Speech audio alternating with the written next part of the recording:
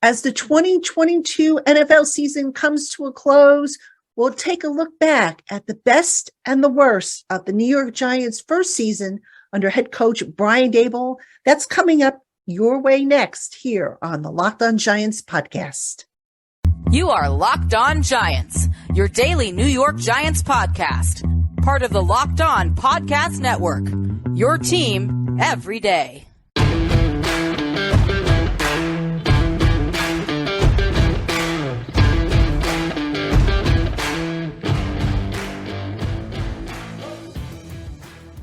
Today's episode of the Locked On Giants podcast is brought to you by Ultimate Football GM. Ever dreamed of becoming an NFL GM and managing your football franchise? Then this game is definitely for you. To download the game, just visit ultimate-gm.com or look it up in the app stores. Our listeners get a 100% free boost to their franchise when using the promo code Locked On, all capitals, in the game. That promo code, again, all caps, is Locked On, LOCKEDON. Hello, New York Giant fans, and welcome to another edition of Locked On Giants, part of the Locked On Podcast family, your team every day. I'm Patricia Traina, and it is Wednesday the 28th. We are just rolling right along. Happy hump day to everybody. And thank you for making the Locked On Giants podcast your first listen of the day, or if you're watching on YouTube, your first watch of the day. On today's program, we're going to take a look back at the 2022 season. Now, we do have a couple more weeks, hopefully more, but since we are coming up very rapidly on the end of 2022, I thought it would be kind of fun and interesting to go back and look at, some of the things that were I consider to be the best moments of 2022, some of the things I consider the worst moments of 2022, and some surprises. All of this from the Giants 2022 season. So that's the topic for today's show. And I think what I'm going to do is I'm going to alternate. I'm going to go best, worst for the first two segments. And then in the final segment, I'll give you my surprises, things that just I didn't see coming. And hey, let's get a discussion going. You tell me what your favorite moments were of 2022, what your biggest disappointments were. If you're watching on YouTube, put them in the comments section below. Or if you are listening on any of our audio platforms, drop me an email and let me know what you think. So happy to have you with us. Let us get right into it. I'm going to start off with one of the best moments. And when I talk about moments, I'm not specifically talking just about games. I'm talking about developments or whatnot. And we got to start off, ladies and gentlemen. And I know this is gonna draw out the boobers, but we've got to start off with Daniel Jones and his development. Now, if we go back to the start of the 2022 year, when Joe Shane was hired, Brian Daboll was hired, they didn't pick, they had kind of a wait and see attitude when it came to Daniel Jones. And of course, they didn't pick up his fifth-year option for his rookie season, which means he's going to be a free agent, assuming they don't get a deal done. And I understood the move at the time. It was a new system. Daniel hadn't really shown a whole lot up until that point, but this coaching staff and this management staff decided that they were going to give him the benefit of the doubt. They figured, okay, everybody's starting fresh. It's a totally new system, clean slate for everybody. Let's see what the kid does.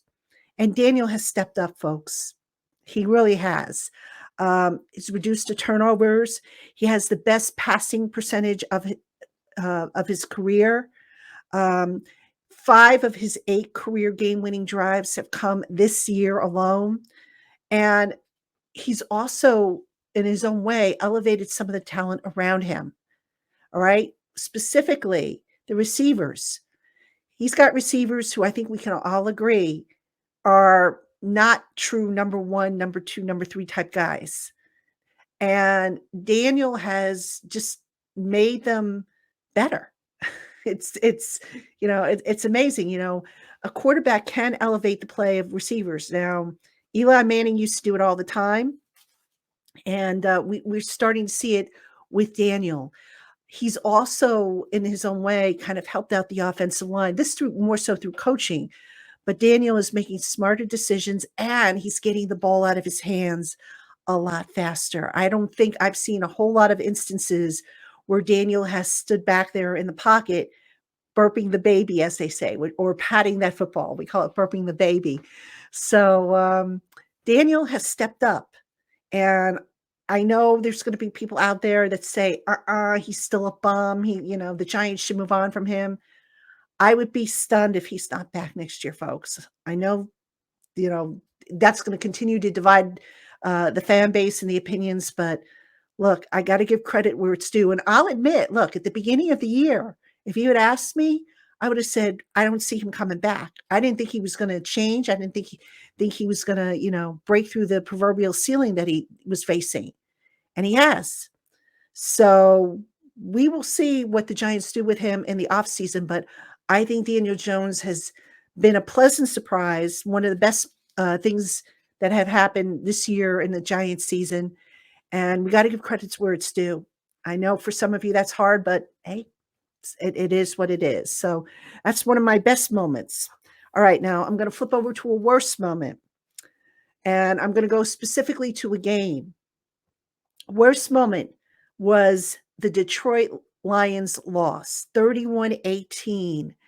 Daniel Jones in that game threw for 341 yards, which I think at the time was his season high. And the Giants only managed, like I said, they only managed to score 12 points initially. The remaining 6 points they got in garbage time. 118 of Jones's passing yards came in garbage time in the fourth quarter.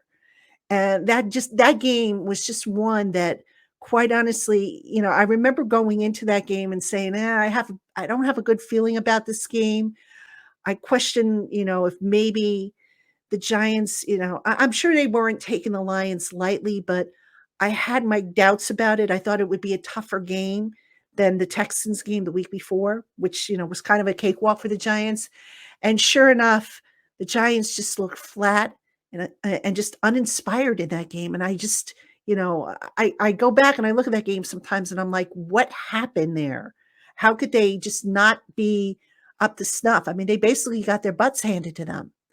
So that was definitely, a surprise, a disappointment. Look, the Eagles game, people will say, well, the Eagles game was a lot worse. The 48-22 defeat that the Giants suffered. Yeah, but the Eagles have a much better roster than the Giants. The Lions, I thought their roster was a little closer in talent to what the Giants had. So that's why that game to me takes the cake for one of the worst, if not the worst, of the 2022 season so far. So yeah, that was a tough one to swallow. And you would have hoped that the Giants would have won that game to get a tiebreaker if need be in the NFC playoff seeding. But it looks like that the Giants aren't going to need it. So maybe that's a good thing. All right, let's now go back to something in the best column, coaching. How about that coaching staff, ladies and gentlemen?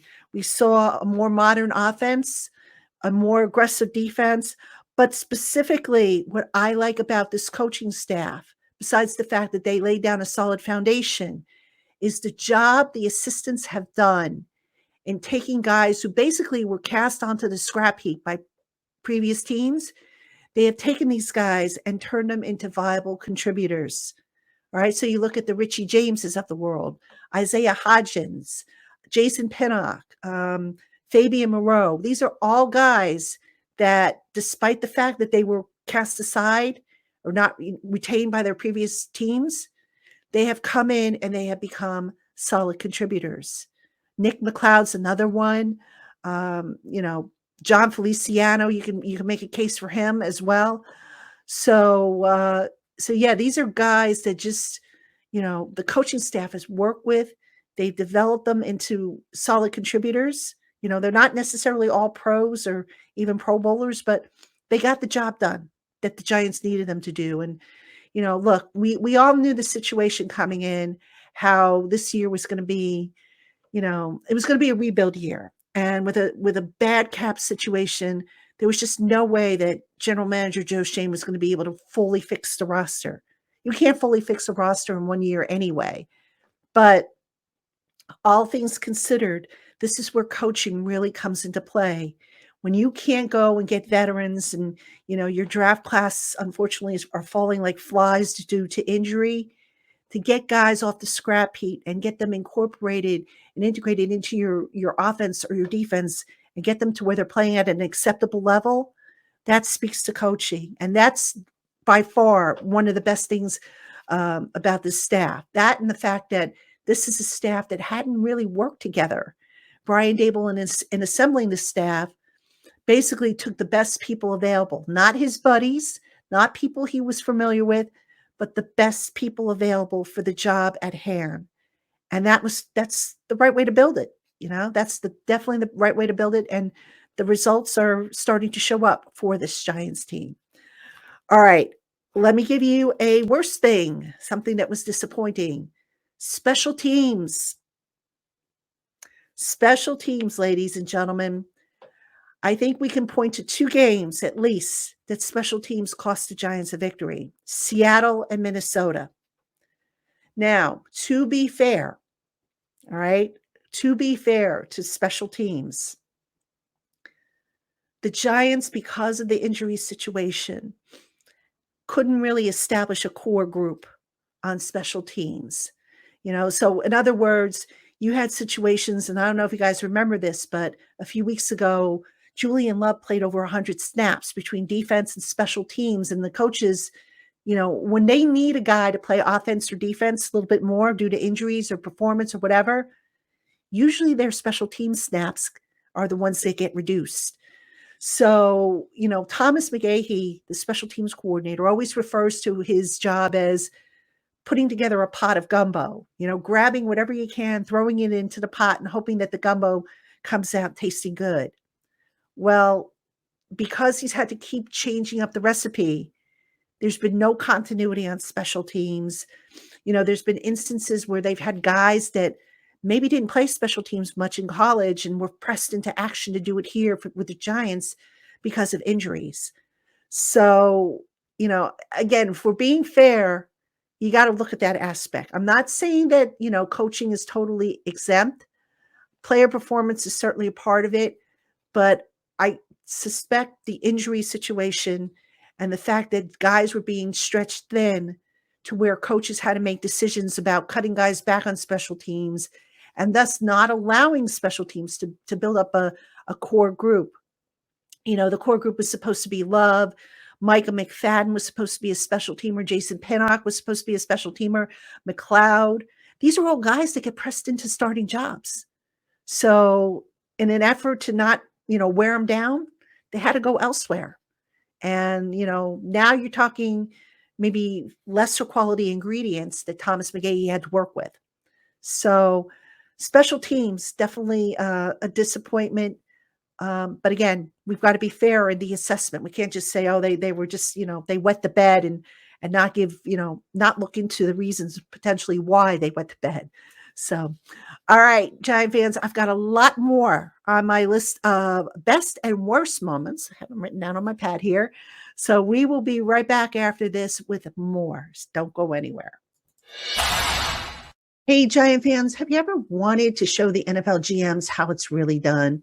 Well, now you can by hooking up with Ultimate Football GM, where you have the final say over every aspect of your roster. Among the decisions you can make include hiring the coaches and coordinators, making trades, drafting, and free agency. All of this in a challenging and realistic game world. Ultimate Football GM is completely free and playable offline. Play on the go, as you want, and when you want. We at the Locked On NFL Network are already competing against each other, and we're just having such a blast. We know you will too when you compete against your friends. So go ahead and get started. Locked On Giants podcast listeners get a 100% free boost to their franchise when using the promo code Locked On in the game store. To download the game, just visit ultimate-gm.com or look it up in the app stores. That's ultimate-gm.com. And that promo code is Locked On, all caps. Ultimate Football GM. Start your dynasty today. Hey, Giant fans, thanks so much for making the Locked On Giants podcast your first listen every day. Make sure to check out Locked On Sports today, the biggest stories around the sports world in 20 minutes or less. Plus, get instant reactions, game recaps, and Locked On's take of the day. Locked On Sports today, available on YouTube and wherever you get your podcasts. All right, Giant fans, welcome back to the Locked On Giants podcast. I'm Patricia Traina, and I have for you my picks for the best and worst things that happened in the 2022 Giants season. Still going on, still plenty of football left, but it is coming to a close. I mean, we're on week 17, and we've got one more regular season game, and hopefully at least one playoff game, if not more. But obviously the bulk of the season's behind us, so with the end of the year coming up, I figured let's do this show, so this way we get it in with crossover Thursday going on tomorrow. And then Locked On Giants Live, of course, will be happening either Thursday or Friday. I've got to get with Tana and Dog and find out when they want to do that. So I'll keep you posted, promise. All right, let's get back to the best and worst. I'm alternating here. So another best thing that I really liked this year was General Manager Joe Schoen's management of the cap and of the roster. And specifically, I go back to the decision not to trade for a receiver after the Seattle game, before the trade deadline.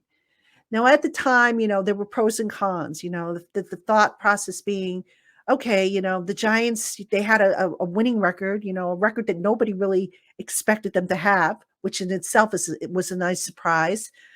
But the receiver core was not up to snuff.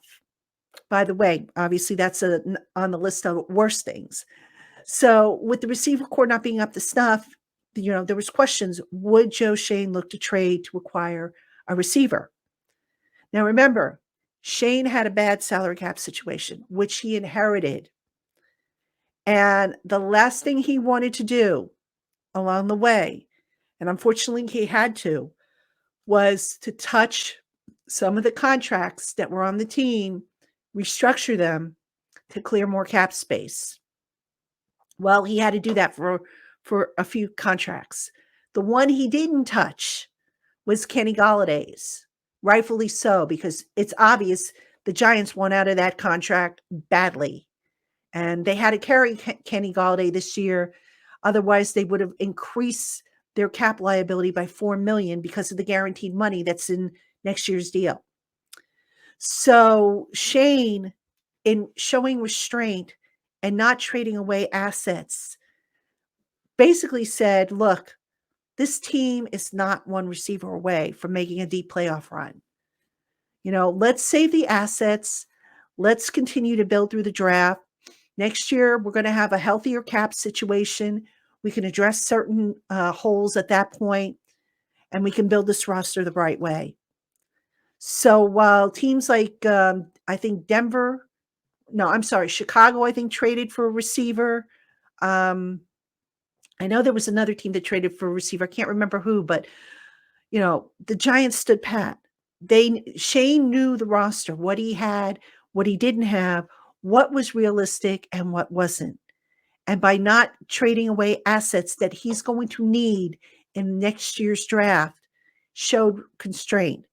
By not blowing big money on free agents, because he just didn't have it, quite honestly. I mean, look, he could have taken the same approach that management took the year before, which is what got them into this cap situation hell that they're in now. And Schoen didn't do that. He figured, okay, look, year one of the rebuild, we're going to be smart about it. We're going to rely on the coaches to make do with what we've got, and we'll see what happens.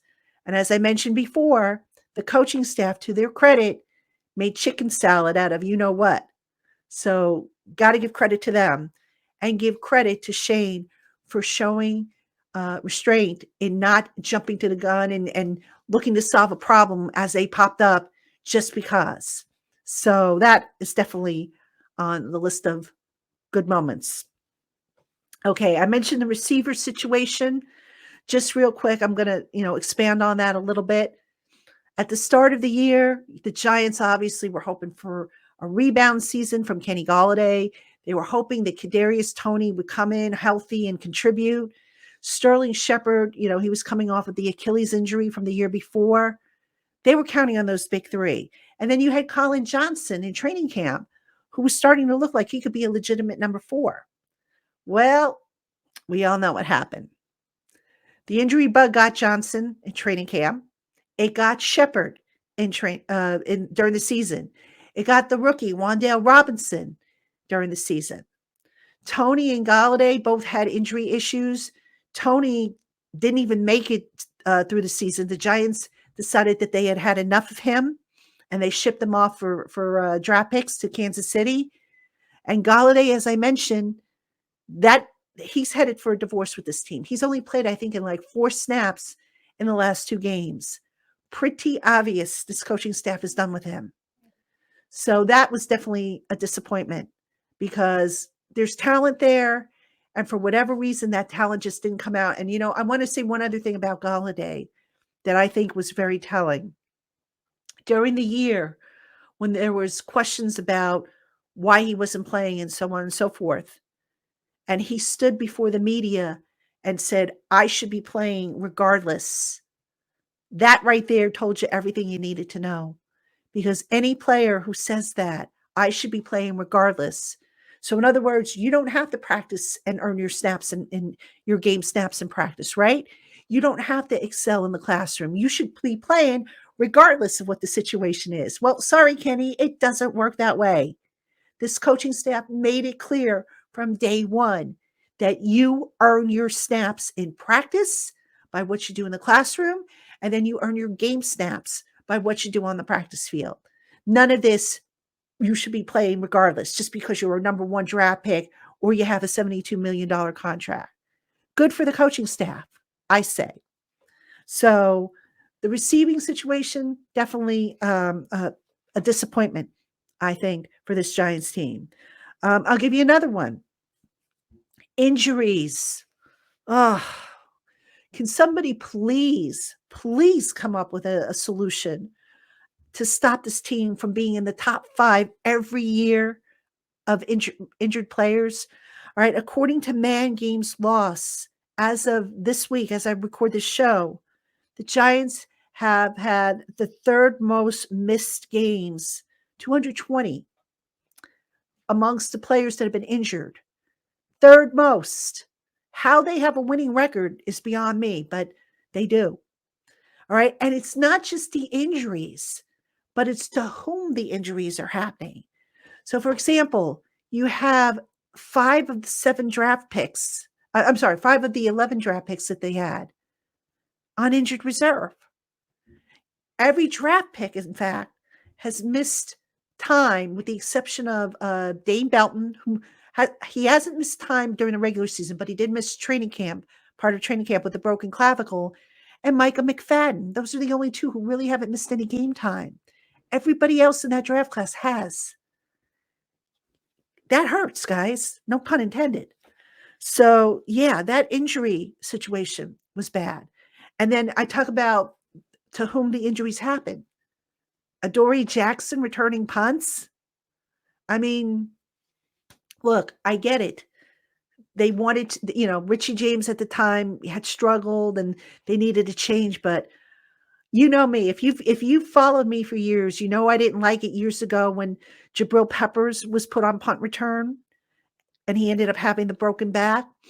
There have been other times when I've kind of screamed about putting starters at punt return. I screamed about Adoree Jackson returning punts, and you wish you were wrong. I know I do, but unfortunately, it cost them. I mean, I'm old enough to remember Jason Sehorn. For those of you who don't remember, Jason Sehorn lobbied to return kickoffs, and he got his wish, and he ripped up his knee and was never quite the same after that. And I understand, look, I know you can't coach scared. You can't go into a game saying, oh my God, I'm not going to do this, play this guy in this situation because he might get hurt. I get that. But you mean to tell me there was nobody else that the Giants could put in at punt returner besides Adoree Jackson? Sorry, not buying that. Just not buying that. The other injury, Xavier McKinney. That would happen during the bye week. I mean, come on. The injury bug, it doesn't mess around with this team. It certainly didn't this year. So you have Xavier McKinney getting injured during the bye week, the broken hand in that ATV accident that he had down in Mexico. And as I record this, ladies and gentlemen, McKinney's status is still up in the air. And I'm really starting to think we don't see him the rest of the season because, between that hand, the surgery, having the pins in it, I wonder if perhaps maybe he lost a little of his dexterity in that hand. Maybe, I don't know. I don't want to say muscle atrophy, but did he lose some strength in that hand that he now has to build up? Certainly could be possible. I mean, I don't know that for a fact, but wouldn't surprise me if that were the case. So I question if McKinney's going to be back this week. I'm not so sure he's back next week if he doesn't play this week. So maybe we'll see. But I think out of Jackson and McKinney, Jackson probably has the better chance of returning of the two. Other injuries they had, obviously, Kayvon Thibodeau missed the first couple of games. Leonard Williams has missed games, the first games he's missed in his career. Injuries on the offensive line, losing Ben Bredesen to a sprained knee. Evan Neal had a sprained knee. Daniel Bellinger, the tight end, with the eye injury, the freak eye injury. Unbelievable, these injuries, right? I mean, it's not all the turf, folks. Yes, you could claim maybe the turf with some of the ACLs and, sprains and stuff like that. But some of these injuries were just freaky.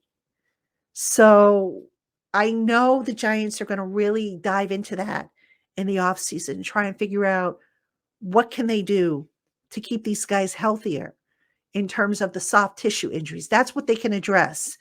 Things like broken bones and stuff like that, the freak stuff, the eye pokes and whatnot, that stuff's going to happen.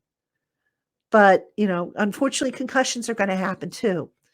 But hopefully they can come up with an answer for the calf issues, which seem to run rampant, the neck issues, hamstrings, groins, all the soft tissue stuff.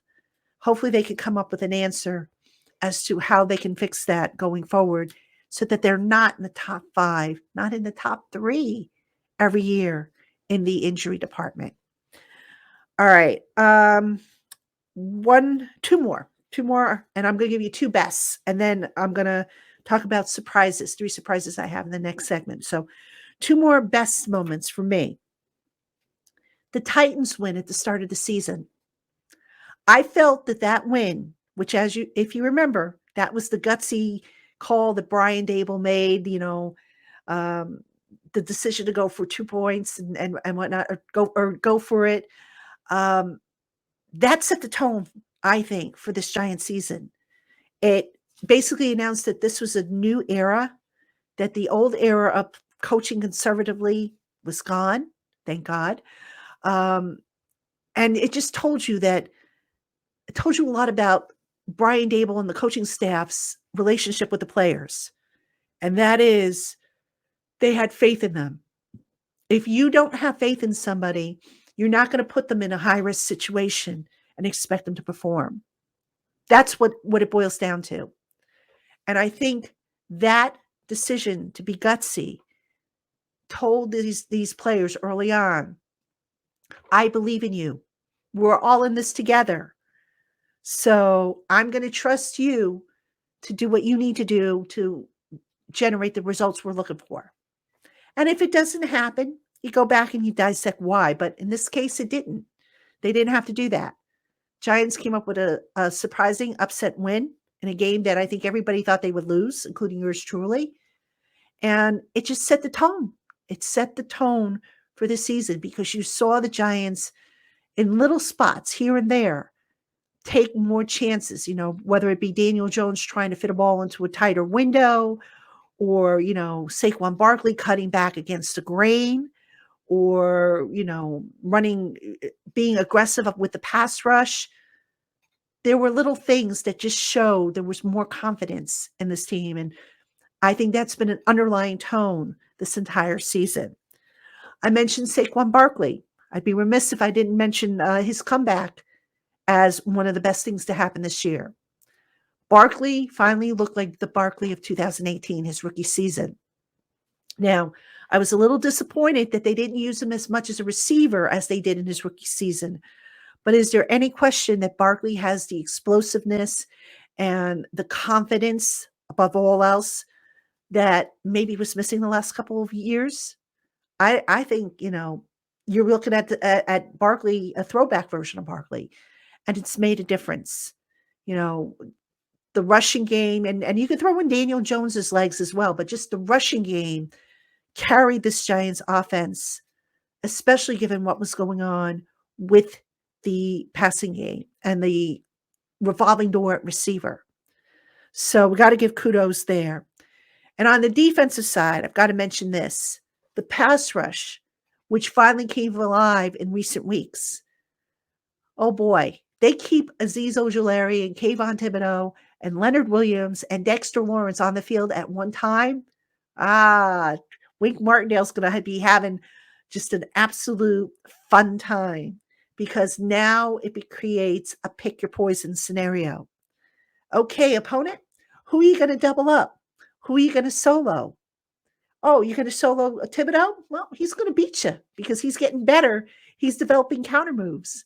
Oh, you want to double up Thibodeau? Oh, Azeez will get you with his fast first step. Leonard and Dexter will push the pocket. So the Giants finally have a pass rush. They just need to keep these guys healthy. I mentioned the injuries as being a thing that I didn't like. Ojulari has been on and off the field because of injury. So here's hoping he straightens that out and is able to come back and not be constantly in the trainer's room as often as he was this year. Okay. Now, coming up, 3 surprises from the season that I just did not see coming. Maybe you guys did. I don't know, but these are surprises that I didn't see coming. That's coming up next.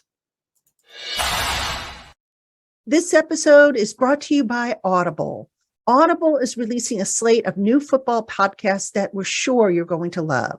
That's why you'll be able to find an episode of The League available as a bonus episode on the Locked On NFL podcast.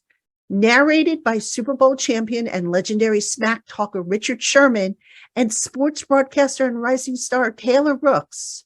The League is an 8-part docuseries about the most bizarre, inspirational, and unlikely stories connected to America's favorite sport, football. You won't want to miss these untold stories spanning from the 1940s through to the present. Head on over to Locked On NFL to hear the bonus episode or catch the full series available anywhere you get your podcasts. Audible, get in the game. All right, Giant fans, welcome back to the Locked On Giants podcast. I'm Patricia Traina, and we're doing a little retrospect recap of 2022. Again, still some football to be played, important football to be played this weekend. The Giants hosting the Indianapolis Colts, winning in. And if they win it in, I know a lot of people are going to be happy. I know I'm going to be happy because, gosh, it's been so long since I've done a playoff game for the Giants. And I actually am looking forward to the extra work, believe it or not. As long as the season as this has been, playoffs are always fun to cover. They really are, even though your workload, or if you're in the media, increases. So I say, bring it on, Giants. Get in the playoffs. Go more than just one and done. Bring it on. I'm ready. I am ready. And speaking of ready, just real quick before I give you my 3 surprises, things that I just did not see coming this year. Tomorrow on the program will be the crossover show. So we will have on the show Locked On Colts co-host Zach Hicks will join me. And of course, we'll do the top storylines. We will do key matchups, predictions, all that good stuff. Also this week, I should have an episode of Locked On Giants Live. I'm just waiting to find out from Tana and Bad Dog when they're available. So I will post that. You can catch Locked On Giants live on YouTube. And then I post the audio afterwards on all the audio channel stuff. So that's the replay of that. But if you want to join us live, come by. I mean, we have a great time. We have a live chat that's going. You can converse not just with myself, Tana, and Dog. You can also converse with each other in the chat room. So it's a lot of fun. And we go for about 2 hours on Locked On Giants Live. So do come by if you're not doing anything, and check the YouTube channel, the Locked On Giants YouTube channel. That's where I'll post the details once I find out what day and time we're doing this. So hope you'll be there. And then one other quick housekeeping note: I'm getting together the details on a special giveaway that I'm going to do to celebrate having hit 5,000 subscribers. That's coming up. Haven't had time to really do it with the holidays and stuff, but I am looking to do something. My way of saying thanks to everybody who on YouTube pushed the Locked On Giants channel to 5,000 subscribers. Actually, we're over 5,000 now. I think we're almost at 5.1 thousand, which is just amazing. And I can't thank you enough for that. If you don't already subscribe to the channel, please like and subscribe to the channel. Hit the little bell for notifications. You'll get notices whenever I post new content. And lately, I've been trying to post daily shorts on a topic. So check those out as well. And again, thank you for your support of the Locked On Giants podcast. All right, let's get back now to the 3 things I did not see coming. All right, surprises. Number 1, the release of inside linebacker Blake Martinez. Did not see that coming. Now, I understand there were some people that said, oh, Martinez wasn't a fit for what Wink Martindale wanted to do. I'm not sure I believe that. Blake Martinez was also coming off of the torn ACL. So there might have been some concern as to whether or not he would be good to go. And, you can argue that maybe he wasn't 100% right. But I still thought that they would make a go of it. Now, I guess in retrospect, I shouldn't have been surprised, because not only did Martinez, was he asked to take a pay cut, but he wasn't even voted a team captain, which he had been the last 2 years. So maybe there was a matter of pride or whatnot, but Martinez and the Giants agreed to part ways. I think both sides just sat down and said, look, this wasn't going to work. Interestingly, he went to the Raiders and he ended up retiring. So maybe it was all for the best. I don't know, but I was kind of surprised that the two sides didn't try to make more of a go of it. Another thing I was surprised with is that the Giants gave up on Kadarius Toney as quickly as they did. Now, I have my theories as to what happened. I don't want to totally go into them, because then it's not fair. I'm speculating, and I don't want to go too deep into speculation. But I have to think the lack of availability and the fact that, there was some question as to whether he was injured or not, maybe led to something more. And by that, I'm referring to Tony put out a tweet after he was traded, saying something to the effect of that maybe he wasn't as injured as was initially thought. And then I think he went to Kansas City and he was able to practice that next week, which raised questions as to, how injured was he really? I wonder if perhaps there was something more involved there, whether it be just not meshing with the coaching staff, which sometimes happens, when you have a change in coaching staff and the staff isn't involved in drafting you, sometimes they want to go in a different direction. I don't know exactly what it was, but there's an old saying, you don't give up on talent. Tony does have talent. I was just kind of surprised that they moved on from him as quickly as they did. I figured they would try and make a go of it. And then if it didn't work this season, then maybe look to to move on from him. But, the good news, I suppose, is that they were able to get draft picks, multiple draft picks for Tony. So all was not totally lost, I suppose. All right. The third and final thing that kind of surprised me, and again, it probably shouldn't have, but it did, was the Giants' interest in Odell Beckham Jr. Now, any good GM worth his weight in gold will do due diligence. Um, so basically, if there's a guy out there and you think he might be able to help your team, you owe it to yourself to kick the tires and explore it. That being said, there were little things about this whole Odell saga that just had me scratching my head. Number one, his side was saying that he was cleared, he was medically cleared, but yet he wasn't able to work out. And then all of a sudden it was like, oh, he's got no interest in playing in the regular season, but hey, he could be available for the playoffs. Come on now.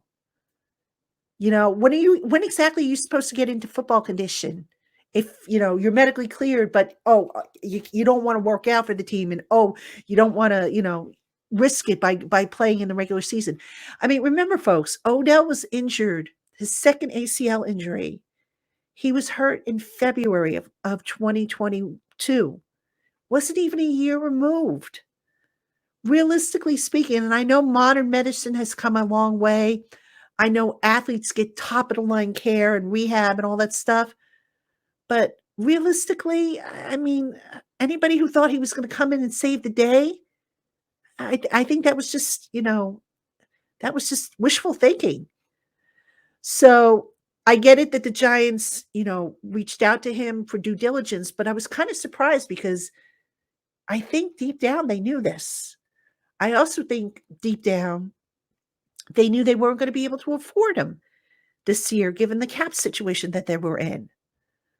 I mean, they would have had to redo Kenny Galladay's contract, which I know Joe Shane doesn't want to do if he doesn't have to. And, it just to me seemed like a whole exercise in futility. Now, some people might say, well, what about next year? Odell will be a year removed plus from the injury. The Giants will have a healthier salary cap situation. What about next year? Guys, I mean, look, I don't know if Odell is the same receiver he was when he was here, number one. Number two, if I'm the Giants, I think I put more of a priority finding myself an outside receiver who could be a number one guy as opposed to a slot. Um, I don't know that Odell's a fit for this team. And I just, quite frankly, I was surprised that the Giants got involved. And again, maybe it was, out of goodwill, it was due diligence, whatever the case may be, because it certainly was a big topic when it was going on. But realistically speaking, I question, just how serious the talks ever got. And if there was a real chance that Odell would sign. But again, we'll see what happens in the offseason. I still would be shocked if the Giants go and sign a guy who, is coming off 2 ACLs and is on the wrong side of 30, and who, as of now, we have no idea, can he be the same guy he was before the injuries? Maybe he can, and maybe he can't. Only one way you're going to find out, and that's if he works out and they could see him run patterns and all that stuff. Absent that, it's anybody's guess. All right, Giant fans, that'll do it for this edition of Locked On Giants podcast. Again, if there was a moment that you liked or didn't like that I missed on my list, let me hear from you. I'm sure there's plenty more I could have come up with, but in the interest of not making this show too long, I tried to limit it to the ones that really kind of stuck out to me. But I'm always interested to hear what you guys and gals have to say. So let me know. Watching on YouTube, drop a comment in the box below. If you are listening on the audio platforms, send me an email. The address is in the show notes. Until tomorrow, when we have the crossover show, everybody take care, be safe, and we'll catch you tomorrow.